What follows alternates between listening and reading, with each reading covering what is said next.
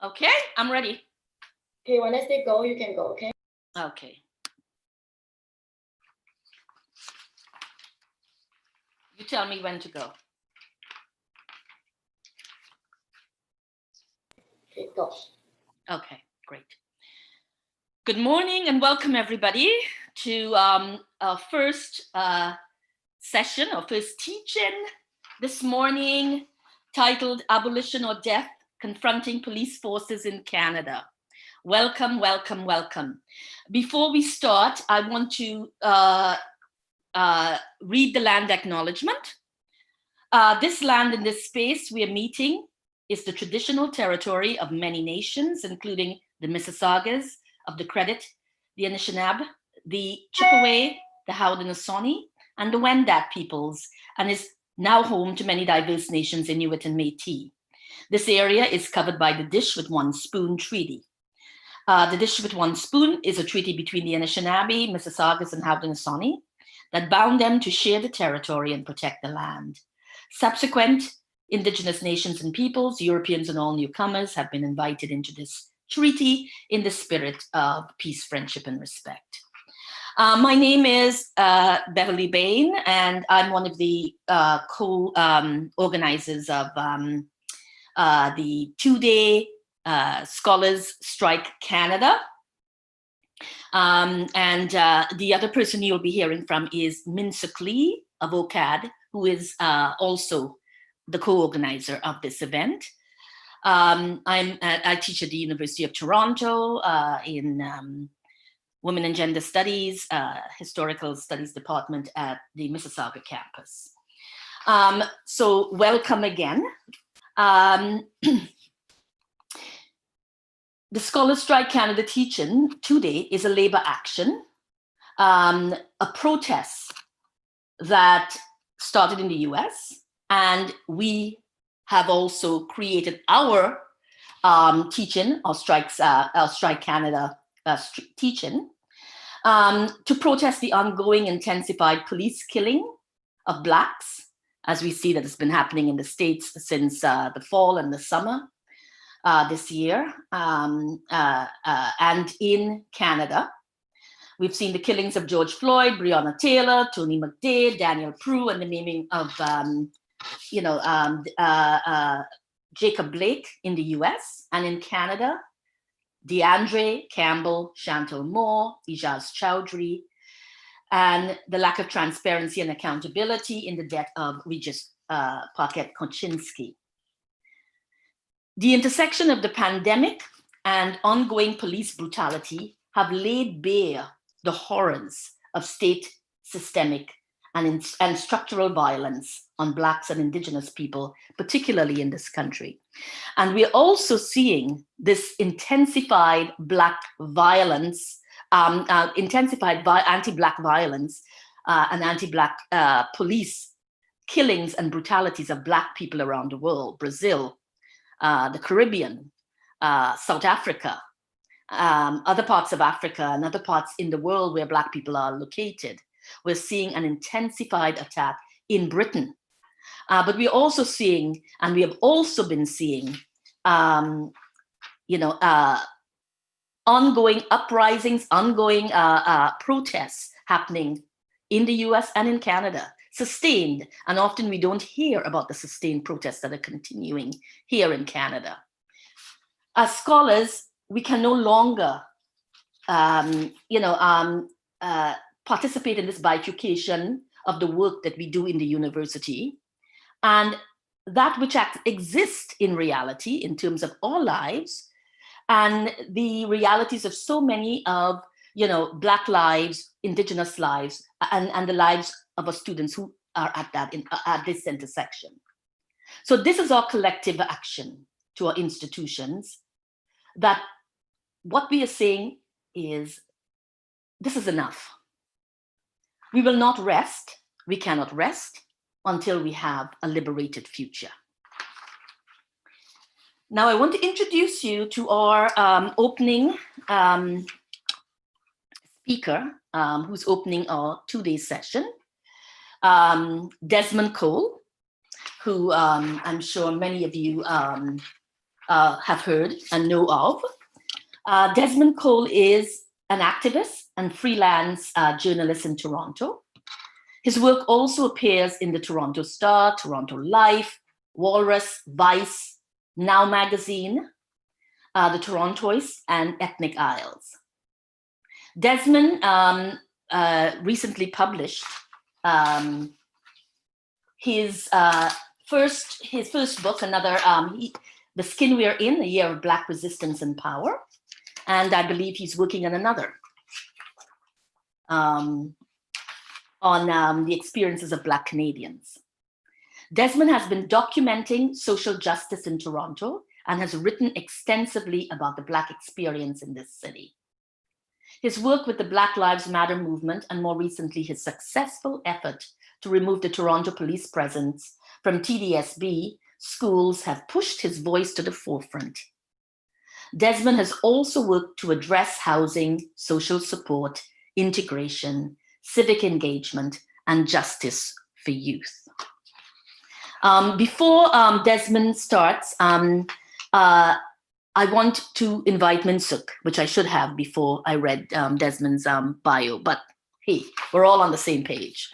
I would like Minsuk Lee to say a few words to all of you, to all of us, and also to thank all of the people who have helped us to make this possible. So Minsuk? Thanks a lot, Bev. It is a moment that is quite unique, and we're living during one of the biggest civil rights movements of contemporary times. The moment to make change real is now. And education, we know this as activists, as scholars, as artists who work for social justice. Education isn't about teaching students how to make the trains run on time. It's about working with students to engage in the issues of our times.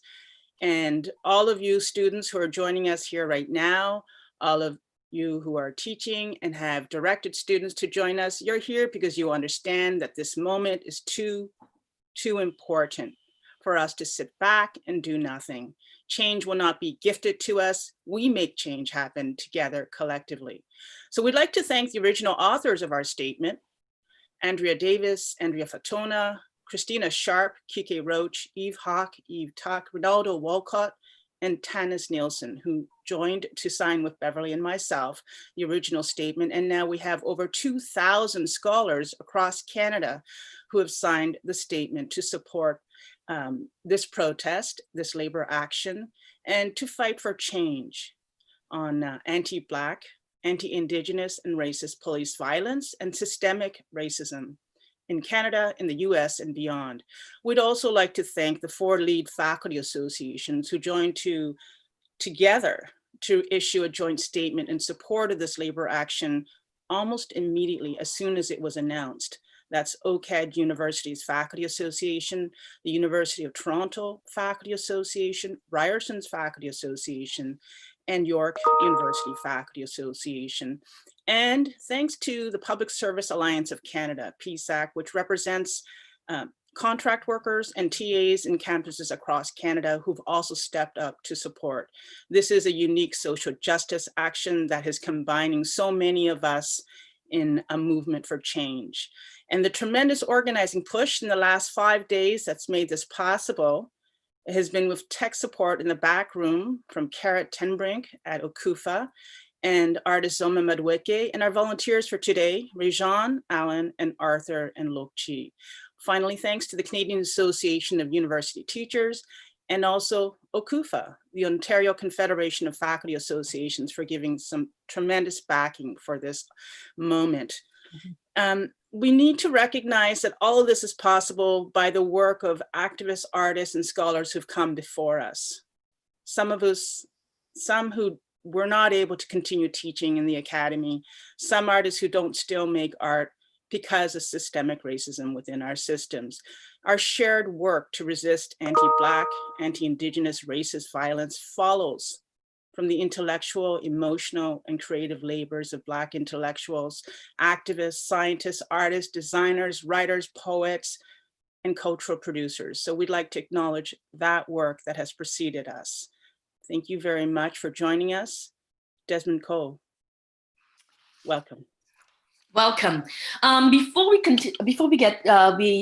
you go, Desmond, just a couple things I want to say. First, in terms of how we're going to do this, Desmond's going to take us through his conversation on abolition or death, confronting police forces in Canada. Then we'll have, Desmond will speak for about 45 minutes, Desmond. Then we will, I'll pose a couple questions based on Desmond's conversation. First, that a little sort of couple of questions that you and I, Desmond, can probably engage with, and then we'll open up for questions. Okay. So Desmond, welcome, and thank you for being with us. Thank you so much, Bev. Thank you to Min Suk Lee. Thank you to all the faculty organizations that have made this two-day teach-in possible. Thank you to all the scholars who took the leadership in drafting and creating this statement and document that has been signed by scholars across the country. Thank you for inviting me. I cannot tell you what a tremendous honor it is for me to open this two-day teach-in, where we're going to talk about state-sanctioned violence in Canada and our own responses to it in this country, the responses that we need to make as people on this territory in order to have a better life for ourselves and to create a better future possibility for the generations to come after us. I especially want to send my greetings today to all of those who are fighting, to those who have been arrested and charged, who are engaging in the land defense on Six Nations territory near Caledonia. The people of the Six Nations of the Grand River have long contested claims by the government and developers to land in that area near the Grand River. And it's pretty obvious that the developers and the government in that area want that land for development so that these corporate folks can make a profit off of the land. Mm-hmm. But I think it's also obvious to anybody who's been paying attention that the land defenders at Six Nations do not consent to the proposed developments just outside of Caledonia and are continuing their land defense for that reason. So the way that our government is currently choosing to address this dispute is through a court injunction. And that court injunction essentially makes it illegal for the people of Six Nations to defend their own territory and to say, we don't want this development here. It gives the police the right to arrest them and clear them off of the land for the sake of a developer. I want to quote from the Yellowhead Institute, which is an Indigenous policy institute in Canada that says, quote, almost 100% of injunctions filed against First Nations by industry and governments involve resource extraction or development, and most are granted in their favor. What follows is the militarization of Indigenous lands and the criminalization of land defenders, end of quote. I have a lot that I want to say today about policing, and I want to begin by expressing my love and my solidarity with the land defenders at Six Nations, including my sister, Courtney Skye, who will speak after me today, and who herself was arrested by the OPP only 4 days ago on her own territory for being part of this land defense struggle. So I want to say we see that your struggle and our collective struggle is not simply against the police. The police threaten you in the interests of the ruling class, government, developers, courts, white settlers, people who think this stolen country belongs to them. So let us remember that as we fight. And now let's show up for the people at Six Nations who are engaging in this ongoing land defense. October 9th is the next scheduled date for their court injunction hearing, but the people at 1492 Land Back Lane, that's the name of the defense, they are encouraging people on October 9th to demonstrate wherever you are across the country. And I'm encouraging you to donate to the 1492 Land Back Lane Legal Defense. It's 1492 Land Back Lane Legal Defense Fund. It's very easy to find online and on socials. We can support those efforts by Indigenous land defenders as part of our efforts to eradicate policing and all state violence. And if you want to send them an e-transfer, you can do that at landback6, the number 6, at nations@gmail.com. I'll say that again, landback6, the number 6, nations@gmail.com. And you can follow 1492 Land Back Lane on social media to stay informed.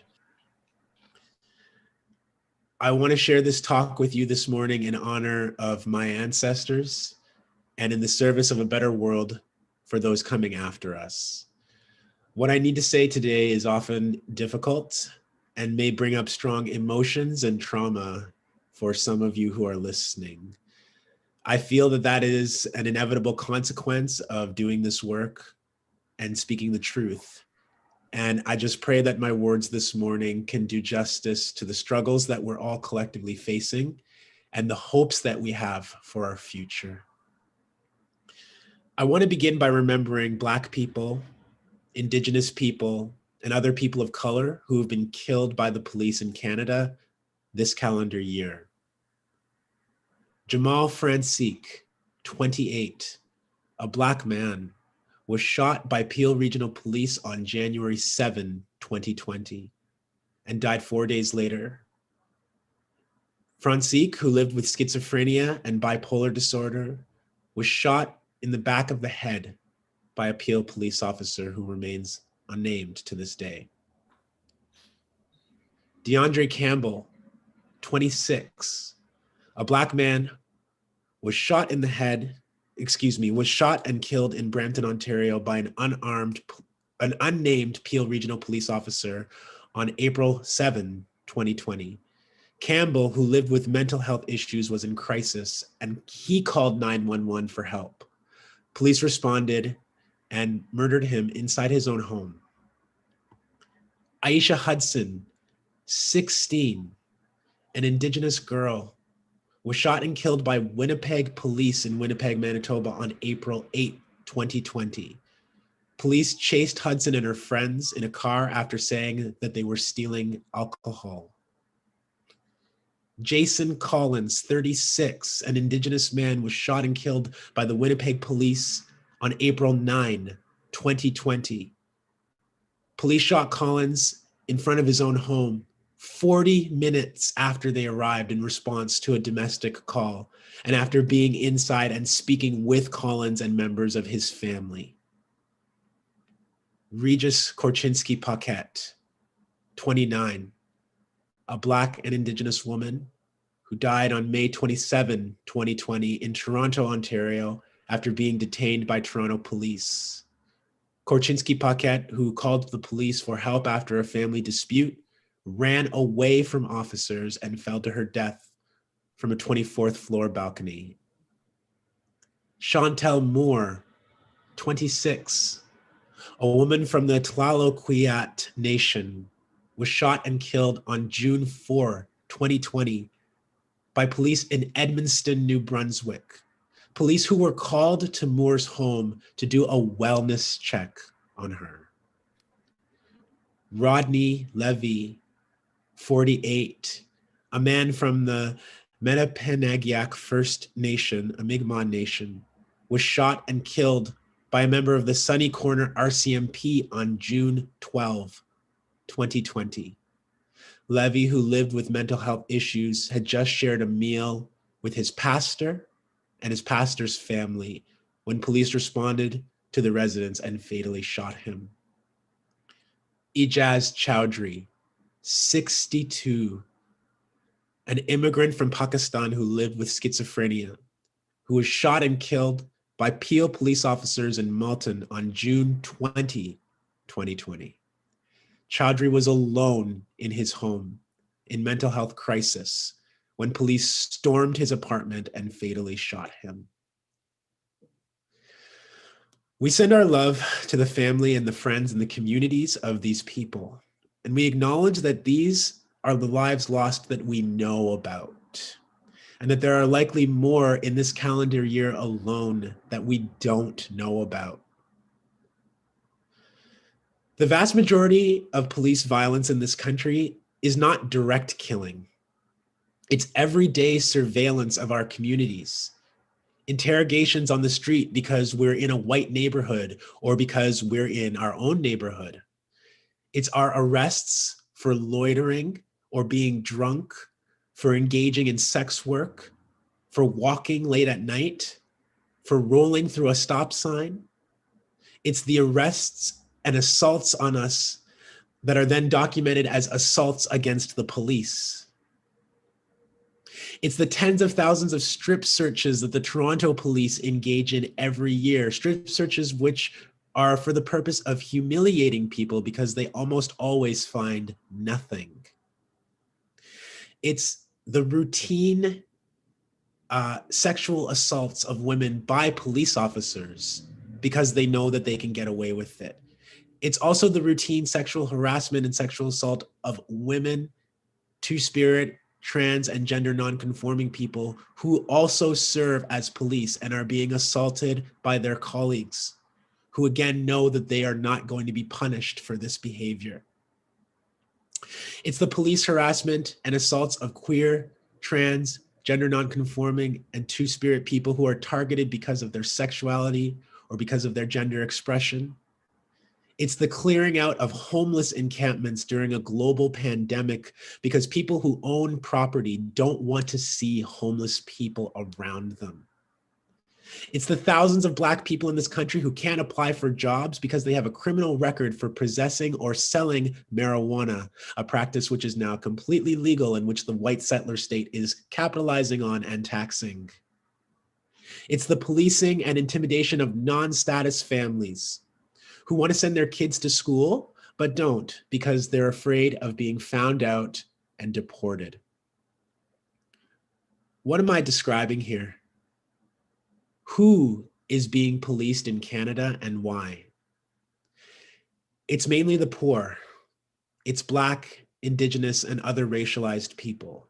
It's people living with disabilities. It's people living with mental health issues. It's women, queer, trans, gender non-conforming, and two-spirit people. It's immigrants and people without status. It's people whose first language is not English or French. It's Indigenous peoples who are defending the land and water that sustains us all.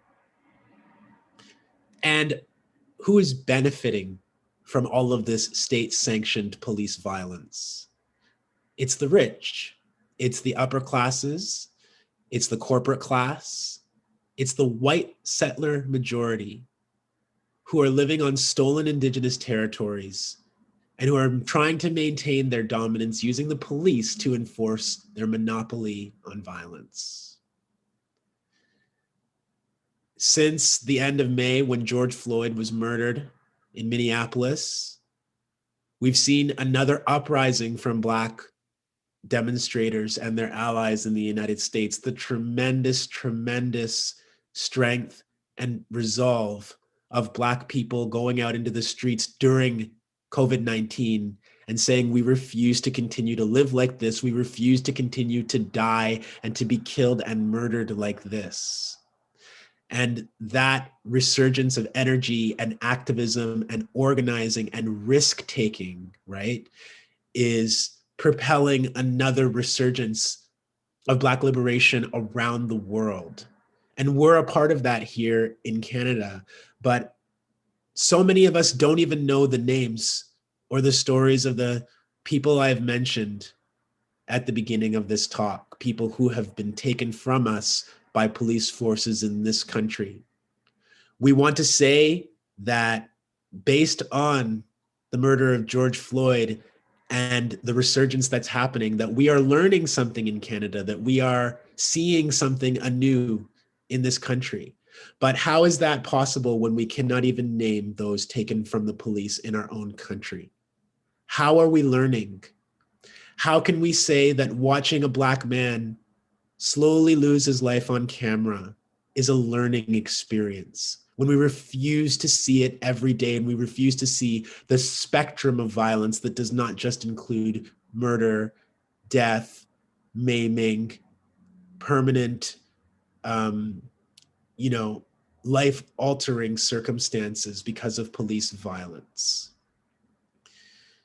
I called this talk today Abolition or Death because I believe that that is the choice that is in front of us, and because I continue to learn from people who have been engaging in lifelong abolition work that we must not only abolish the police, but we must abolish the capitalist system that makes the police necessary to protect the benefits and the wealth and the power of the ruling class.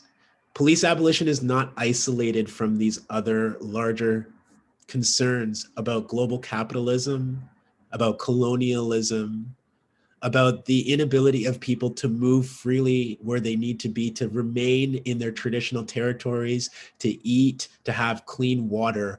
All of these things are connected. So let us not separate and separate and detach the cause of police abolition from these greater issues of a world based on violence and dominance for the benefit of a few at the expense of the rest of us. This conversation about the police is already beginning to shift in the public discourse. It's beginning to shift from the need to stop police violence to how we fund police violence. And we don't want to fund police violence. We want to end it. And so this conversation that has been kind of labeled as defunding, I think, is a distraction and a very dangerous attempt to take our focus away from stopping violence and saying, well, let's regulate violence. Let's fund violence in a different way. Let's be smarter about how we fund state-sanctioned killing, violence, arrest, intimidation, surveillance, etc. I want to know why abolition was good enough now that we have the perspectives of history. Why was abolition good enough for our ancestors who fought against things like the transatlantic slave trade and chattel slavery? Why was abolition correct then, but we want to pretend today that there is no more history to be written? That this tyranny of police violence that we're living under is somehow manageable, is somehow reformable? Why are we pretending that abolition no longer matters, is no longer relevant with all of the death and destruction that we're seeing around us? Defunding can only ever be a means towards abolition. We don't want a different way to train killer cops. We don't want a different way to fund killer cops. And I want to reiterate that if we're not talking about changing the criminal code in this country to remove the legal right that the police have to kill us, then we are on the wrong path. Funding is not the issue. It doesn't matter if we take away all the police's funding tomorrow and just give them some clubs and, some boots and some uniforms and take away everything else. They still have the legal right to kill us with impunity. The police officers who are responsible for the deaths and killings that I listed at the beginning, they are still out here on our streets. We don't know who they are because the white settler state doesn't want to tell us. None of us in the civilian population can engage in the kind of violence that the police do and walk anonymously the next day. But we are pretending as though that regime, where it takes months or years to even investigate the police only to decide that they won't be charged, we're pretending that that's just the normal part of the system, that it's okay to have one set of justice for the police and for everybody else. Maybe we can change some funding. Maybe we can give the police some training. And then these issues that we're talking about will disappear. Although I would argue that if you really listen to the political class in Canada, they're not promising an end to violence against Black people, Indigenous people, other people of color. sex workers, queer, transgender, non-conforming and two-spirit people, poor people, homeless people. They're not promising that any of these defunding reforms that they are talking about are going to end the violence. Have you noticed? They don't want to end the violence. They don't propose that that is their solution. What they would like to do is say that they've done something, move the conversation a couple of years down the road, and hope that this incredible resurgence that we are all a part of right now simply fades away. And that is why we have to talk not about simply defunding, but about abolition, because we want the violence to end forever. We don't want reform. We are not trying to reform a state of violence. We want it to end. And we have to talk about what we abolish beyond policing, as I was mentioning before. So I live in a city where I see during COVID-19 that our shelters, which have been overwhelmed for decades in Toronto, were not ready for a global pandemic, didn't have the ability to house people where they could physically separate from one another, isolate from one another, stay safe. And as a result, we've seen encampments popping up all over our city because people feel safer living outdoors among other homeless people than they do living in crowded and unsafe shelters. And we can't blame them for that. But then what we're seeing is that police are coming and they're dismantling these encampments with city staff.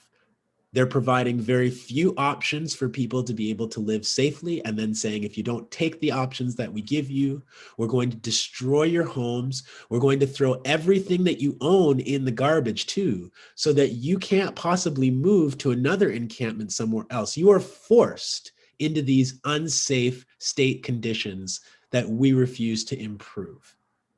And so this is about capitalism. It's about the right of developers and the rich ruling classes, even during this crisis, of being able to say, I don't want to see poverty.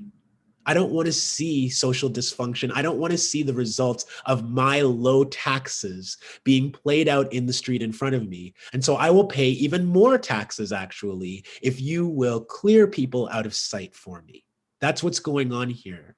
So yes, we have to abolish the police state, but we also have to address the conditions that make people believe that they can call the police on the homeless, that they can call the police on sex workers, that they can call the police on people in our communities who are using drugs. This is the greater picture of abolition and of creating new regimes of support, new regimes of mutual aid and of care, new regimes of dealing with conflicts so that we do not have to call the police. We need alternate ways of living and sharing and solving our disputes. When I say that the police and the people who, claim to oversee them, but really are just enabling their violence, the political class, when I say that they're not promising to stop the violence, I mean, look at the reforms that were being proposed. We say, stop killing us. And the police and their masters say, well, what about body cameras so we can watch how you die? And people take this as a serious reform, and they actually ask those of us at the knife end of this violence, isn't that a step in the right direction? Wouldn't you rather die on camera? No. The answer is no. They say, why don't we give the police some anti-racism training so that they can have a better understanding of their dominant place in the society when they continue to kill and arrest you? And we're not asking for that either. We're also not asking for jails and prisons as a response to really poverty and choices not to redistribute wealth, land, and opportunity in this country. Our jails and our prisons and our immigration detention centers in this country, I mean, they are invisible to the vast majority of us, and they are sites of punishment. And if we're being really honest, our narrative around incarceration is that we don't want to see it, that we don't need to see it, that we want to outsource punishment to the state and say, when somebody does something that we believe is against our values, just punish them, but do it out of sight. And if it doesn't work to stop any future social dysfunction, if it doesn't end poverty, well, at least we got to punish somebody for it. And if they are going to be reoffending, and I don't even believe in this idea of reoffense anymore. Even our notions of crime need to be challenged. But if they're going to be recriminalized, well, that's just their responsibility as an individual. And we preach individual responsibility while we pay our whole share of wealth into prisons, detention centers, jails, and to the police. These are our choices that we're making, and this is the reason why our society looks the way that it does. We've collectively outsourced the violence and just pretended that these punishments will make our communities safer. We know that these punitive systems, these carceral systems that lock people away from their family, that lock people away from their communities, that don't provide people even with basic dignity or health care, we know that these solutions don't provide a better society for anybody. And that's why we have to abolish them as well. There's so much resources going into those systems that could be actually going to care and support for people. I think about my friends, Abdul and Fatuma Abdi, who last week launched a lawsuit against the government of Nova Scotia's child welfare system because those two young people were abused after they were taken from their family into the child welfare system. That child welfare system was designed to separate Indigenous people from their families, from their culture, from their languages, to kill the Indian in the child, as it was said when those institutions were created. And it is not a coincidence today that in addition to having more Indigenous children in residential schools now than there were, or more Indigenous children in care now than there were at the height of the residential schools, that those institutions are also separating Black people, Black children from their families at an alarming rate. That's what these systems are designed to do. And again, most people who are victim of the child welfare system in Canada are there because they are poor. It is not because of some notion of abuse. It's because the government assesses parents or guardians to be too poor to take care of their children. And that's when the police get involved once again, and we pay not just for the police, but we pay for a white settler state with white social workers to have a life and to have a living while they administer the files of Black and Indigenous children who they're taking away from their families. And the hundreds of millions and the billions of dollars that we spend in the child welfare system doesn't go to alleviate the poverty, to end the poverty of people who are being separated, of people who are being disenfranchised. And it's people like Abdul and Fatuma who years later, when they become adults, are still carrying this fight, taking the fight public, making themselves vulnerable. Neither of those two young people, Somali refugees to this country, neither of them to this day have status. But as young people, they continue to fight for other young people in this country. And we know that Prime Minister Justin Trudeau continues to refuse to even equalize child welfare funding for Indigenous children on reserve. And that's a fight that's been going on the entire time that he's been the Prime Minister, and he continues to refuse. This too is part of our thinking and part of our imperative when we talk about abolition. It's about housing for everybody in this country. It's about abolishing borders in this country so that when people like Abdul and Fatuma come to Canada as refugees, that they are given status. Status for all is a huge part of this broader movement of abolishing violent systems and creating something in their place that is life-giving. And I mean, we have migrant farm workers producing all of our food during a pandemic right now. We have migrant farm workers who are coming from Mexico and the Caribbean primarily, and who are contracting COVID-19 at higher rates than the general population so that they can produce the food that we eat. And they don't have status in Canada. They don't have proper health care in Canada. They are tied to their employer. So if they want to go and work somewhere else, they are not allowed to. If they are injured on the job, or if they complain too much about working conditions here, they are sent home. And we want to maintain this border so that we can bring people from other parts of the world, particularly from the global south, exploit their labor, and send them home when it's no longer convenient to have them here.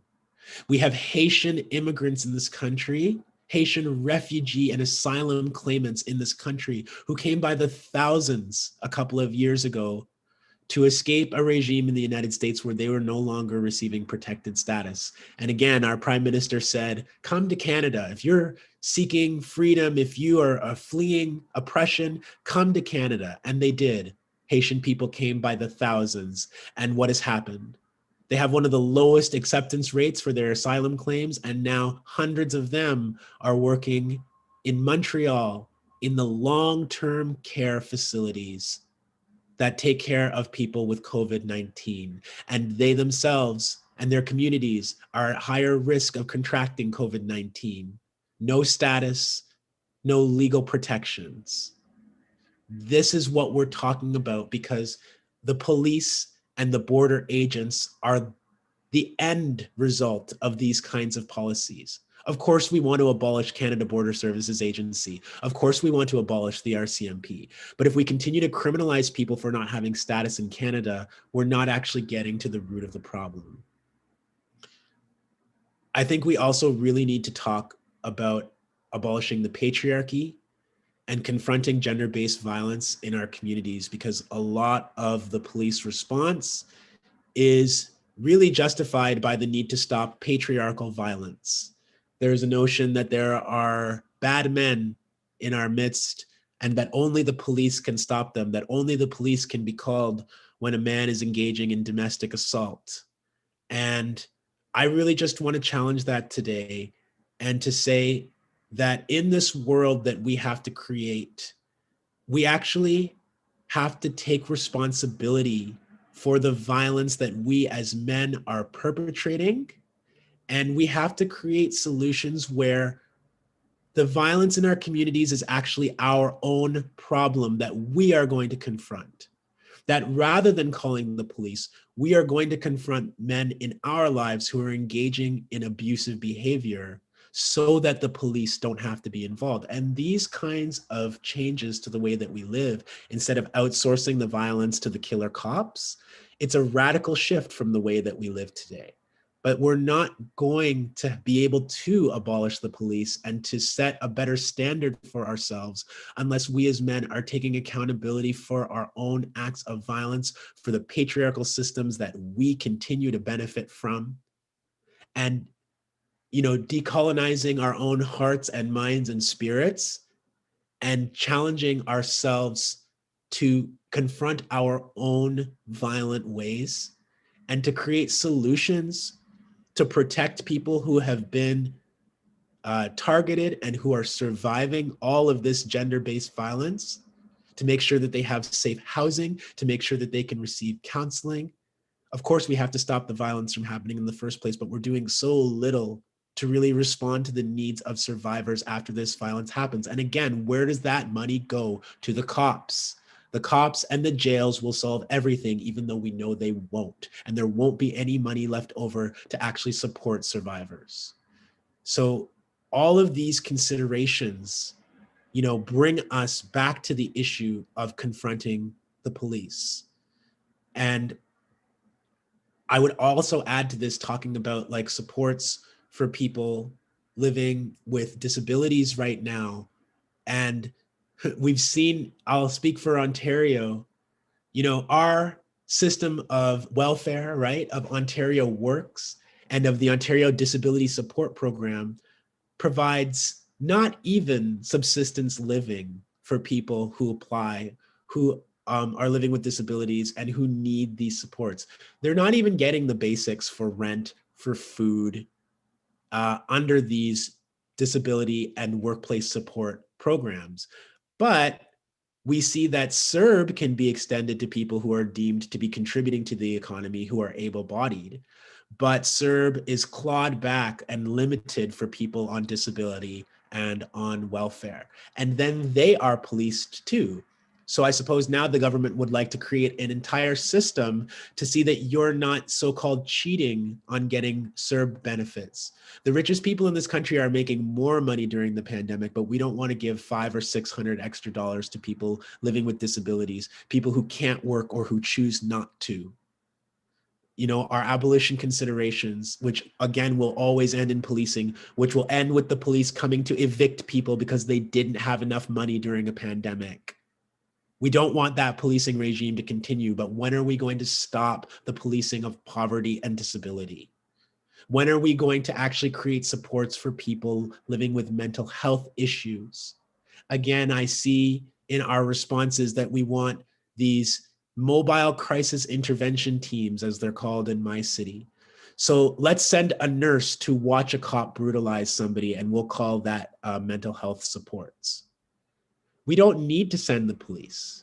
We don't need to send people with weapons into family crises and into mental health crises. We don't need them. We need their resources to create safety and support and health for people who are living with mental health issues, for people who are living with disabilities, but we have to choose.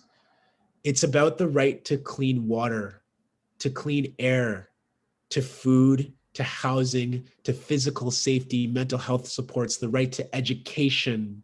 We see police officers in our schools, and I salute all the people. We see Edmonton right now campaigning against the police and schools programs. These programs exist across the country. You can't afford textbooks in a school. Some schools can't even afford running water or to fix the roof. Some schools don't have mental health support or nurses. Some schools don't have any supports at all, but they can afford to put police there to surveil our children, to document the presence of non-status children, and to try and deport their families. Our abolition goals are so much bigger than the police, but ultimately we have to have the courage to confront the police in our communities, to disempower them, to disarm them, and to abolish their presence so that we can build something stronger. So I want to end by reiterating that this is not about money. It's not about a funding consideration or a training consideration. It is about our lives. And we are doing a huge dishonor to the people who risked their lives during this pandemic to get out into the streets and to demonstrate, who continue to do that every day. We're doing a disservice to them by saying maybe we can vote for 10% less money for the violence.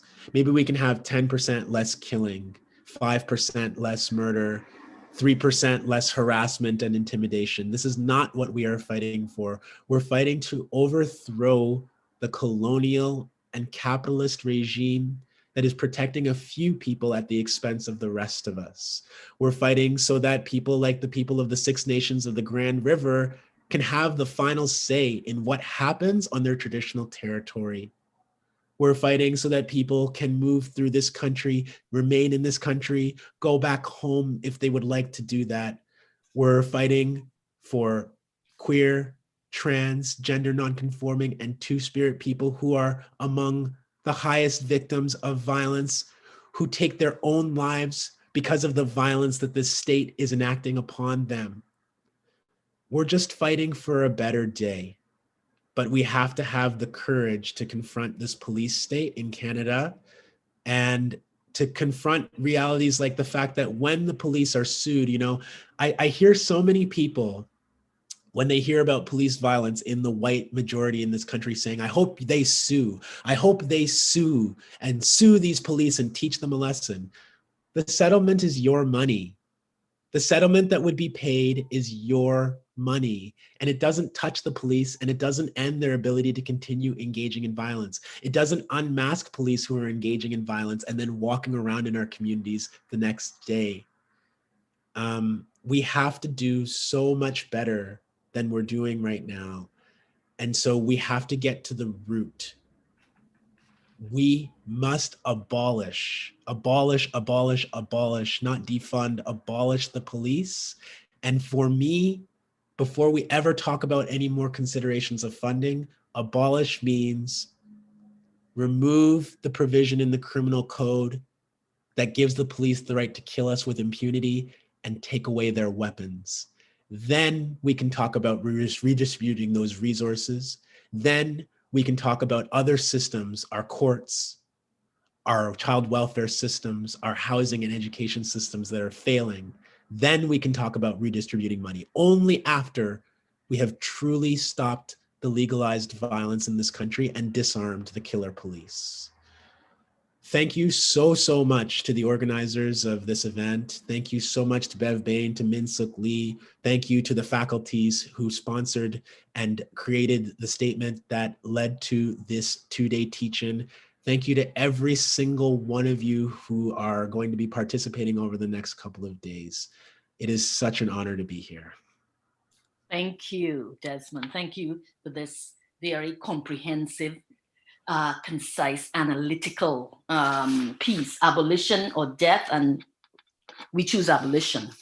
I mean, one of the things that, the key thing that the message here that came out of your talk that I think, that I just want to touch on, and I think is really important because we've been seeing these attempts, is that in order to abolish the police, in order to enact abolition as a principle and as an act, that we have to first remove the conditions of violence, right? The conditions that are perpetrated through a capitalist, a neoliberal, a white supremacist, a settler colonial, heteronormative colonial and racist structure, that those kinds of practices have to be rooted out and have to be replaced by a different kind of system, one that is based on care, one that is about sustainability of people's lives, right? In terms of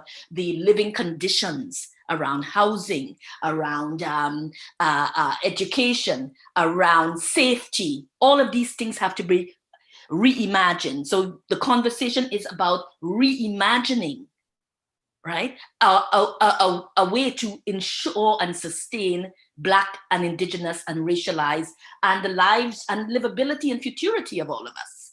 So that is we're talking about a reimagining of our world, because one of the things that was so clear, and I'd like you to jump in here before we go to questions.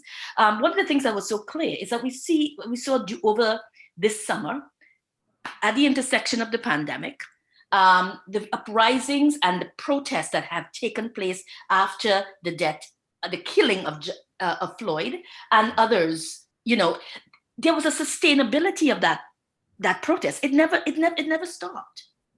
And what came out of that was a co-opting, an attempt to co-opt, by making certain kinds of concessions to people, which the state always does, right? Let us start using the term anti-Black racism. Let us paint Black Lives Matter everywhere, right? Or institutions all put out statements that we support training and work and changes, and we do not support anti-Black racism and no forms of racism, et cetera, et cetera, et cetera. We saw all of that. But we also saw a kind of a return, to a certain form of oppressive, in spite of an amenability, a return to an intense kind of crackdown on people. The language is beginning to shift. Just as how defunding, when it started, people were kind of like nervous, you can't defund the police, but then defunding became very palatable. That's exactly right. Right? The funding became that of, okay, the funding, that doesn't sound too bad. But when we start talking about demilitarizing, we start talking about de-arming, we start talking about Abolition. The word abolition, the thought that we are talking about eradicating the structure. What does that mean? Because we have not yet begun to imagine and reimagine that we can build something very different that is devoid of protecting property, protecting the rights of corporations and elites, protecting white supremacy, and instead creating a society that is based on, you know, the livability and futurity of Black, Indigenous people and others in our society. Something different, something new. Yeah, I do agree with you that basically what I see happening is that, as you say, first people were very afraid, white people were afraid of this conversation about defunding. How can you defund the police? What does it even mean? But then they thought, well, you know, what if we just define what defunding means for us? What if we created a definition of defunding that has nothing to do with what these Black and Indigenous and other people are talking about? And then we can say we're doing it. And then they can't be mad at us anymore. Exactly. What we've seen, in fact, is that when people have gone out to demonstrate against the killings of people like Aisha Hudson, DeAndre Campbell, Regis Korchinski-Paquette, and others, that the police are there again. Why do we need to have armed people when we go out into the street to say enough killing and we are confronted by those same killers again? This is the logic of the system, is that we can actually never address our own problems without the police standing there.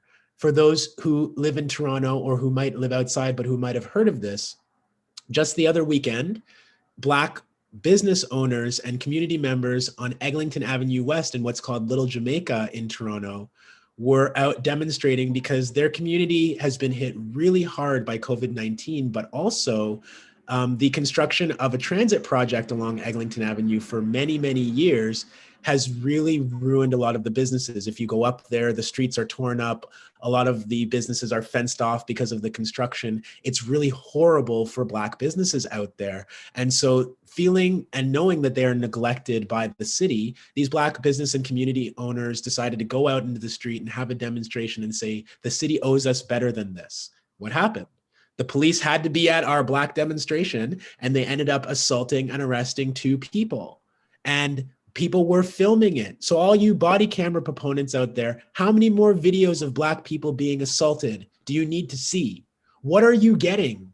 Is this any different from the lynching postcards of the 18th and, of the 19th and 20th century, when people would kill Black people and pose next to their dead bodies and then share around those images the way that you retweet videos of George Floyd being murdered?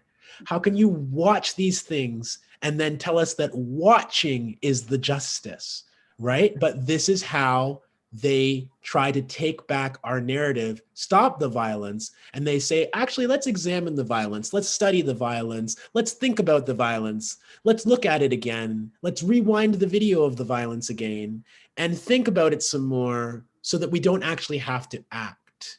And of course, the white imagination in this country is taught to be so afraid of us that when we say that we have to abolish the police, they get scared. We have to live in fear every single day of our lives, not just of getting killed, but of getting stopped, getting asked for ID, getting arrested, getting assaulted, getting interrogated. And that's okay. But they imagine that the inability of the state to do that to us anymore will be a threat to them. That is white supremacy. And so when we talk about decolonizing, when we talk about what people have termed reconciliation, truth comes before reconciliation, doesn't it? Justice and,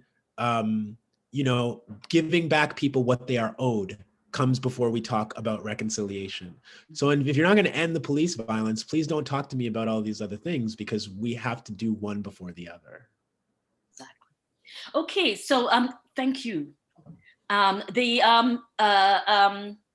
We're open, the chat is open, and we're open to taking questions, so people can go to the YouTube and send Desmond your questions if you do have questions.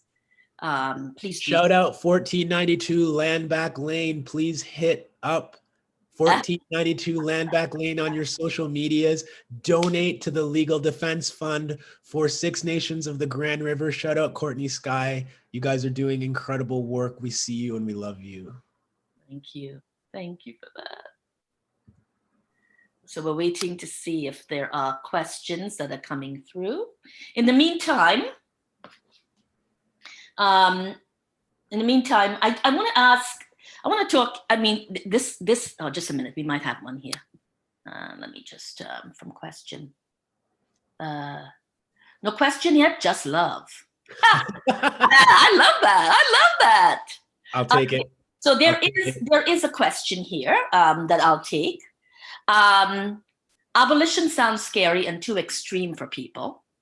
Can you explain why this would be the time to even consider such a total change to policing, prisons, and our security systems? Sure. And I was trying to touch on that before. Yes, you did. So we accept the notion that the transatlantic slave trade needed to be abolished. But that's with hindsight. That's with many generations, not that many, but several generations of history and hindsight. It's now far enough away, we feel, that we can say, well, of course, abolishing slavery was the right thing to do. What we didn't abolish was the conditions of subjugation of Black people. What we didn't do was say that if the transatlantic slave trade and chattel slavery are abolished, that actually means that we have to treat Black people with a sense of justice and reparation. The abolition of that one practice simply morphed into what is now the prison industrial complex and the child welfare prison to pipeline, child welfare to prison pipeline, school to prison pipeline, right? The criminalization of Black people and of Indigenous people, of other racialized groups and of immigrants in other ways. So, I mean, it's not even about abolishing the police and thinking, oh my God, that's extreme. Is poverty in Canada extreme? I live in in a city here in Toronto that has more construction going on in it now than any city in North America. The money is just pouring into Toronto. It is the child poverty capital of Canada. Is that extreme? When people say abolition of the police is extreme, is the fact that there are more Indigenous children in the child welfare system today than there were at the height of residential schools, is that extreme to you? Is the fact that every Black person, especially Black men under a certain age in this city that I live in, will be stopped and documented by the police at some point just for existing in public? Does that not seem extreme to you? Does people's whole lives being ruined because they smoked marijuana one time and got caught for it not seem extreme to you? But again, we don't even have in this country, now that Trudeau has decided to so-called legalize weed, which we are all still being arrested for, driving in our cars, walking down the street. It's not legal for a lot of us, but there isn't even a pardon system to say that now that it's so-called legal, that all the people that we destroyed their lives, gave them criminal records and put them in jail for selling and using this drug, we're not even going to give them restitution. Is that not extreme to you? Mm-hmm.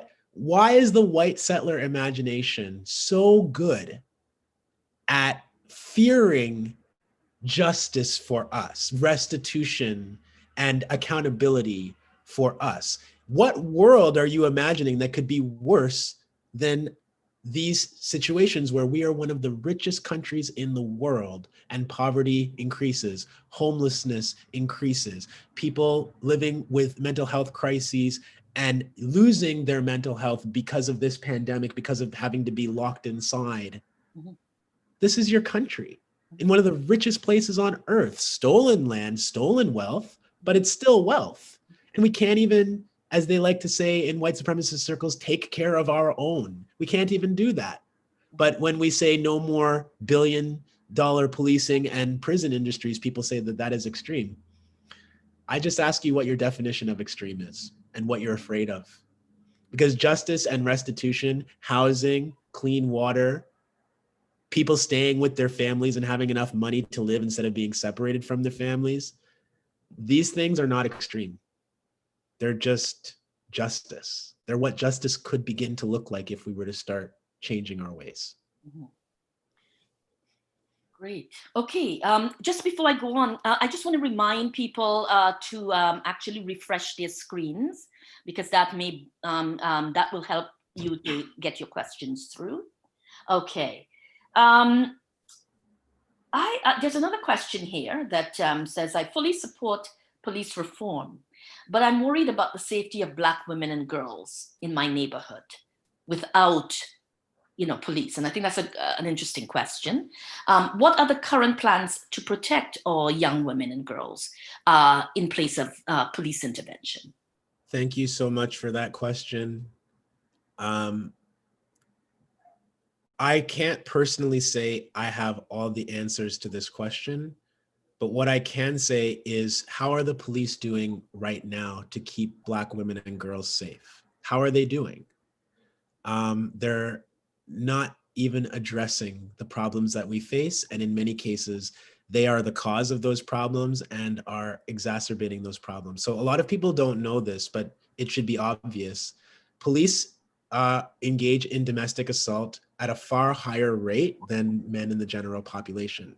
And that shouldn't be any surprise to people, because police have access to weapons and police have a legal right, I'm saying it again, to use as much force as they want to and to get away with it. So police officers often abuse that authority. They should never have it to begin with, but so many of them do abuse it. We've seen situations like in Val-d'Or, Quebec, when Indigenous women really courageously came forward and said, we can't even walk down these roads without the police stopping us, picking us up, threatening us, assaulting us, making us criminalized if we ever want to talk about it.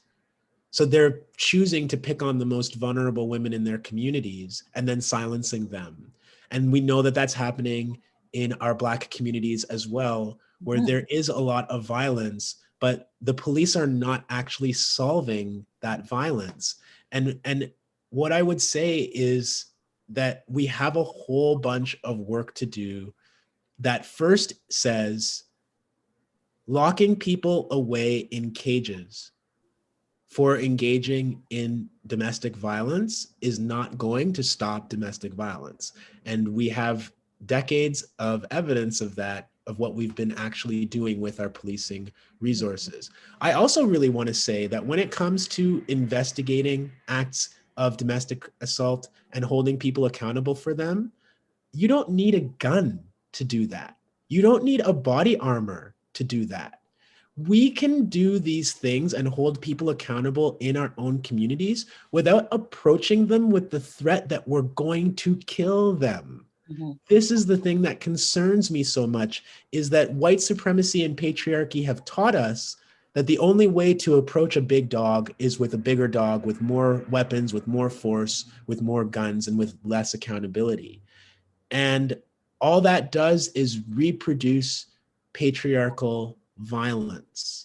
And so, I mean, I think that what we actually need to start doing is starting at a much younger age and talking really honestly with people about what patriarchal violence is, about what misogyny and transmisogyny and homophobia and transphobia are, Right. where they come from, who benefits from those power systems, and doing things like providing people with safe housing so that they can have more options to escape an abusive situation, for example, if they want to. These are things that we're not doing, which we could be doing with the police's money. We could just be providing like counseling services, trauma counseling, and like support services to people who have already survived these kinds of violence, which we're not doing. Ultimately, we have to work collaboratively to end that kind of gendered violence. But I reiterate, the police are not the answer today. And we shouldn't pretend that sometime in the future they are going to stop their own patriarchal violence and be a solution, and that prisons also will be a solution. They are not. Thank you. Here's the next question, and interesting question here. As a social worker, I see future social workers being taught by white profs, and I worry they will do more harm than good. What are your thoughts on social workers in the social work education system? And I think she's asking this question in terms of, you talked about intervention, right? In place of police officers. If we're saying that we're sending in social workers, what does that mean? And what does that look like? I think I have made this mistake too, and I've been corrected by friends and colleagues who do this work and who have been doing it for a lot longer than I have, Bev, who remind us that social work is part of another really harmful, oppressive system that dominates people and that takes agency and choices away from people, says you don't know how to make decisions to improve your own life. So we're actually going to force those decisions on you. And so if a social worker can come into your house with the same level of violence, for example, that the police can now, we haven't solved the problem. We can't simply replace policing regimes with another quasi-legal, quasi-authoritative kind of structure. I talked about Abdul and Fatuma Abdi, who came here as refugees when they were children, were taken away from their aunt into the child welfare system and were both abused in that child welfare system. It was social workers who assessed that they needed to be taken away from their family, as Elle Jones has written about in her column last week, talking about this lawsuit. It was social workers who should have been overseeing these two young children when they were being abused, when they were not allowed to speak their language to one another inside the child welfare home where they were being put without being punished. So even just communicating to each other in the only language they knew was seen as a threat. This was social workers. It was social workers who should have been protecting them instead of allowing them to be abused. And it's social workers who took home a paycheck, not doing any of those things while these children suffered.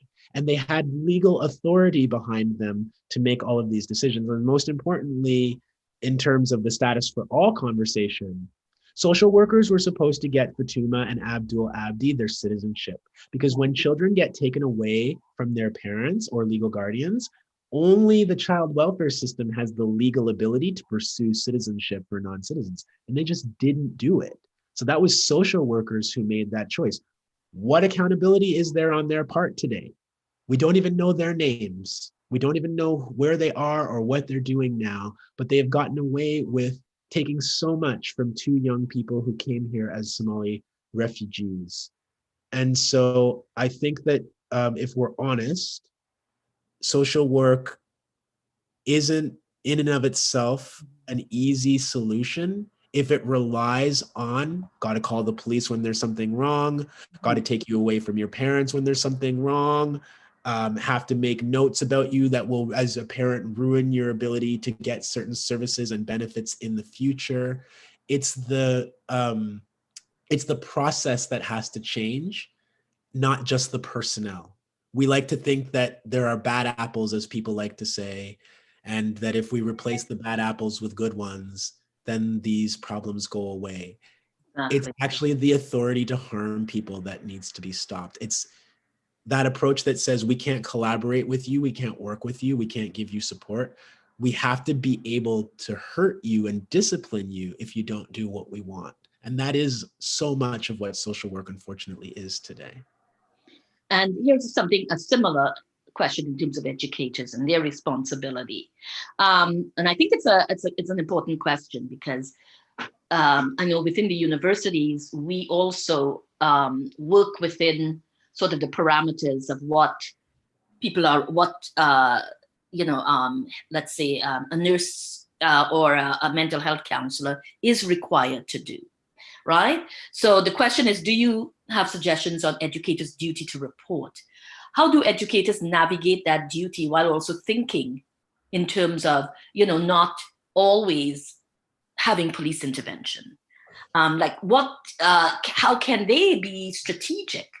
Is there any room to be strategic. If you're you're working in the university, and a student comes to you, worried about her mental health, and when does this become an issue that involves or have to involve police?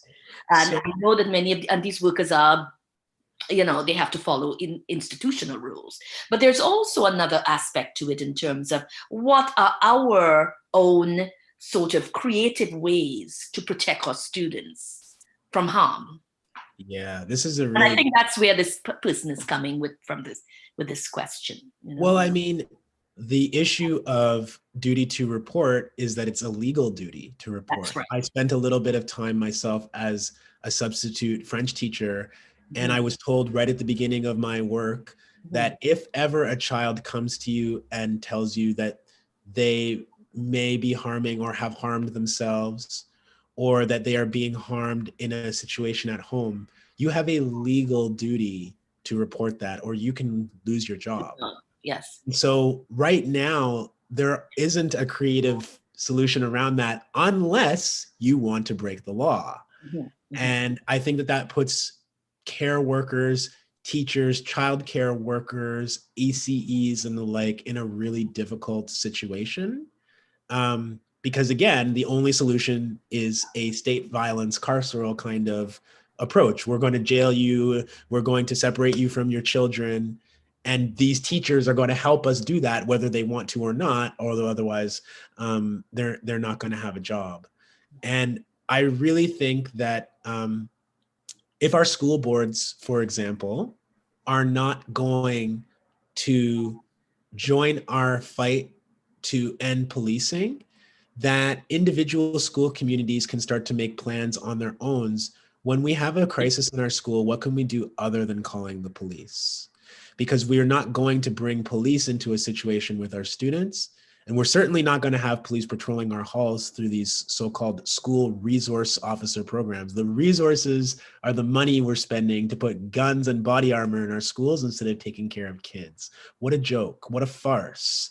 And so I think teachers are really, really in a difficult situation because they are bound legally by having to report. Now, if somebody knows of abuse, I think that they do have a responsibility and an accountability. I just think that if they know, for example, that they're going to report that somebody is in an abusive situation and that person is going to receive support and resources rather than being criminalized or their family being criminalized, it makes it a little easier to pick up the phone and make that call, right? When you know that it's going to be police and that your student is one of the groups that police are targeting in this country, it makes it a really just heart-wrenching decision between your job and your accountability to that person and their safety.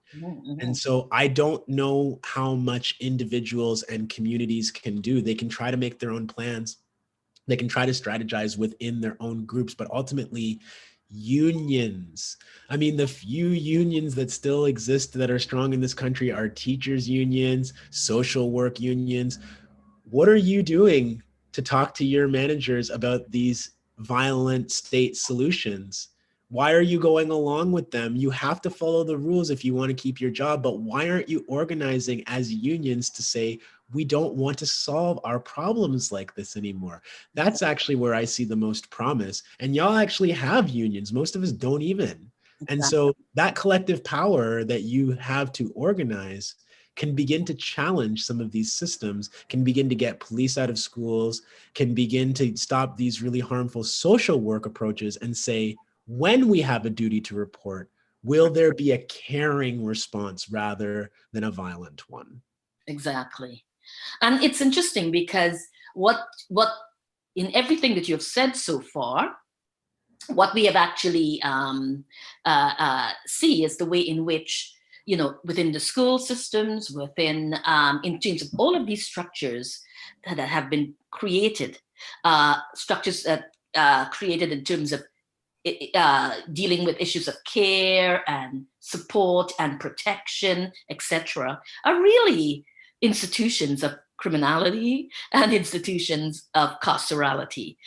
They're not, so it is not designed to provide the kind of care that we are talking about here. And just to give you the last word, I mean, someone here asked, just so, who clearly supports abolition and getting rid of police.